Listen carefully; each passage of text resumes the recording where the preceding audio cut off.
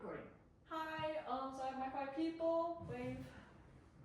I have my timer right here, so I'll stop it when time's up. I'm a clicker, so get started. Alright, good afternoon everybody. My name is Isabella, as you know. Today we're doing a little speech about tricks I've learned about how to just succeed and do better in online classes. Alright, this is my table of contents, just quick and easy. I'm going to be going over some context and why I think this is important, at least some of the audience members, and just the rest of the information after that. I'm going to stand over here so you can see. Alright, why is this important? So during COVID, a lot of classes, schools went online, social distancing. Because of that, people started realizing, hey, this is really effective. I can stay home, I don't have to waste gas traveling, and I can do this in the middle of the night, middle of work day. This is really effective. So it became a lot more popular for colleges to adapt to this. So like myself, I'm taking online courses. This is an online course for me. I know 2 people have already taken online courses. One person's about to take some online courses. So I feel like this is becoming more important, especially for younger generations. So with that in mind, the first topic is time management. So a lot of these courses are self-paced, self-led. Some aren't, but most of them are. So it's really easy to fall behind and get caught up in the randomness. So a lot of times, making a schedule, having things planned out ahead of time really helps. And actually, checking in with your classes is a good way to do that. Not just checking the day to do, or checking at the beginning of the week. Begin yourself time and checking throughout multiple times per week, throughout the week. If you know your assignment's due Monday, check Wednesday. If you have a question, you now give the professor time to get back to you about it, instead of waiting last minute.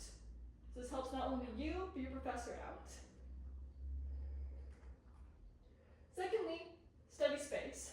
This is really important. Internet especially is very important. Do you have internet? Do you have access to it? Is it reliable? Is it secure? Is it consistent? You don't want to take an exam and all of a sudden your internet just goes out. What are you supposed to do then? So for that, knowing if you have internet, but also where can you go to get internet? My boyfriend does his studying at Starbucks most of the time because they have free internet. I know during the tornadoes, I sat in HEB parking lot because they had internet. Knowing ways around that is important, so you're not just stuck if something happens. Next is access to right materials.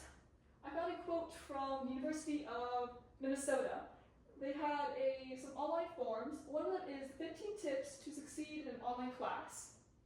And this says, choose somewhere you can work for uninterrupted stretches, distraction-free, with access to food and bathroom material. Who can work on an empty stomach? I can't. I find it very distracting. If I have to pee, I can't focus. So having the ability to do everything closely. Some people, that's at home. You have food, water, bathroom. Again, with the Starbucks, you have everything there. But having that and knowing where it's at, so you're not worrying, oh, I'm really thirsty. There's no water around. There's nothing for me to drink. Now I'm distracted. Next was a funny thing for me to learn.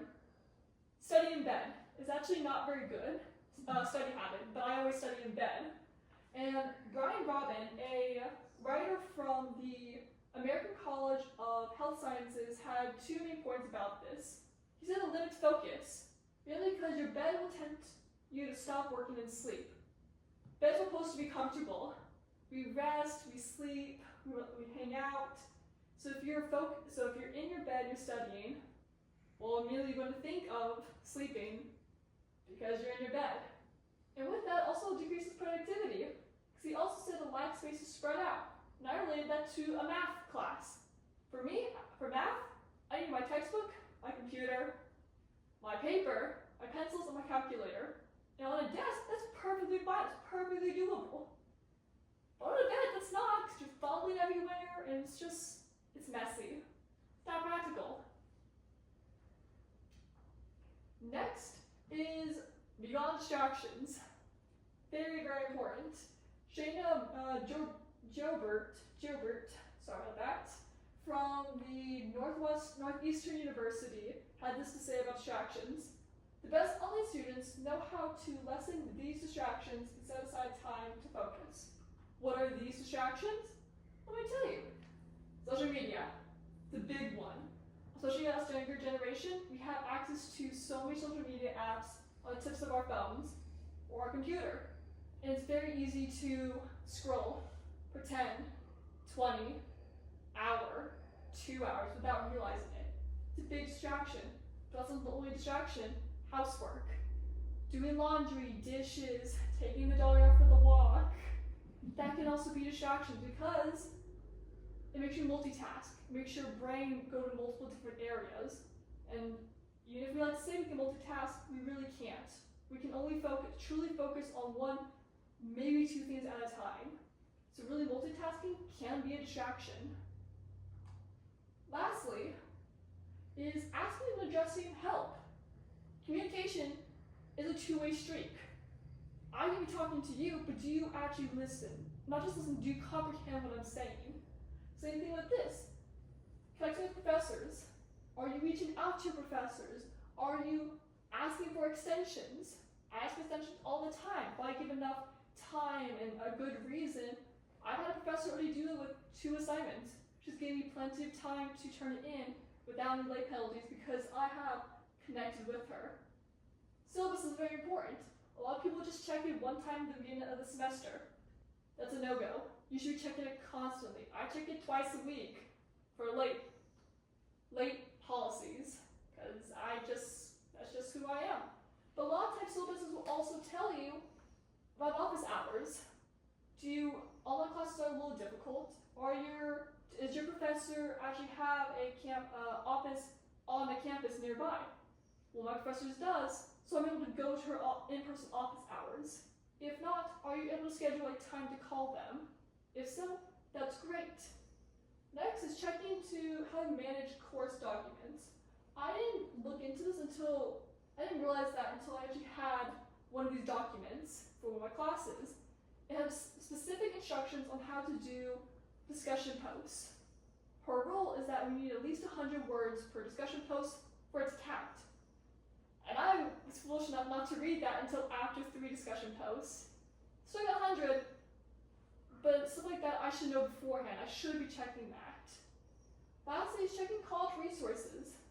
Earlier I cited 3 different colleges and how they had resources not just for tricks and tips for doing these online classes, but for example, we use a program called D2L. And I'm not familiar with that. Let's say I have an issue with it. My college has resources and links for me to go to there to check it, which is very useful so I'm just not stuck. These are my resources, and that is it. Thank y'all so much.